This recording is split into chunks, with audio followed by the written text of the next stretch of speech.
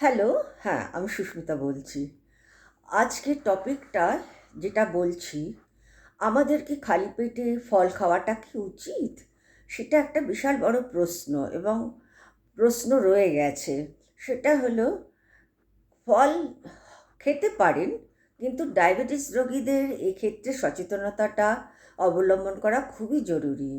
খালি পেটে সাধারণ মানুষদের জন্য খালি পেটে আপনারা ফল খেতে পারেন, কিন্তু কতগুলো ফল আছে যেগুলো না খাওয়াই যুক্তিযুক্ত। সেগুলো হচ্ছে আম, কলা এবং আঙুর। এই তিনটে ফল যদি আপনি পরিমাণ মতন খালি পেটে খান, তাহলে সুগার খুব তাড়াতাড়ি বাড়ার সম্ভাবনা থেকে যায়। কিন্তু সেক্ষেত্রে এটাকে যদি অ্যাভয়েড করতে পারেন খুব ভালো, কিন্তু যদি খুব সামান্য পরিমাণে খান, তাহলে হয়তো সেটা অনেকটা ধীরে ধীরে হয়তো সুগার বাড়বে, খুব তাড়াতাড়ি বাড়বে না, কিন্তু খালি পেটে খেলে খুবই ক্ষতিকারক, মানে সুগার খুব বেড়ে যাবে।